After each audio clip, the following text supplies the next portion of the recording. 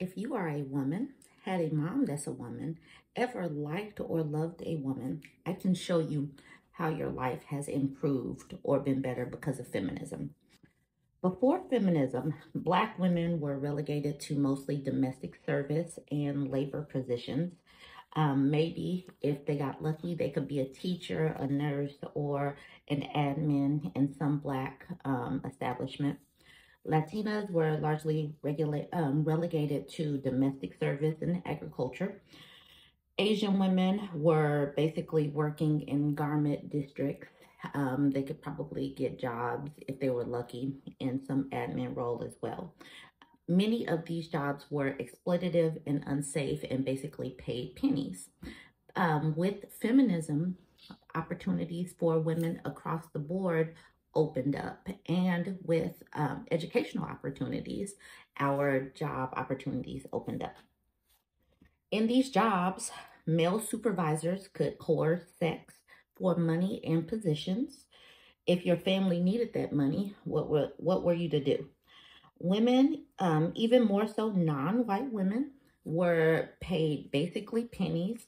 And you can see that if you actually look up the labor statistics as far as income goes. Women could be fired for getting pregnant, gaining weight, getting older. And women couldn't work overtime. Feminists actually had to go to court to demand the opportunity to work overtime. Before 1965, women couldn't get a bank account without a man. Women usually had to have a man to sign a lease or a contract. They couldn't get a car. A lot of times women couldn't be out in public without a man. Women couldn't get credit in their own names. Now, let's talk about some some issues that we had in medicine.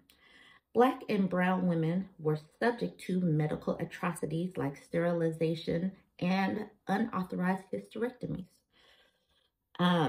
Some Black women were typically thought to be able to to be able to take pain better than other women. Black women may not have gotten anesthesia. We are subject to poor service, and sometimes we would even be victims of sexual assault from doctors. Women couldn't get birth control without a man. They couldn't get certain medical procedures without a man. Women could also be legally institutionalized if a man deemed her crazy. And of course, before feminism, if you were married, you were legally that man's property. So he could assault you and basically sexually violate you because you were his. So if you like any of those rights, or if you believe that the women in your family should like any of those rights, your family has probably benefited from feminism.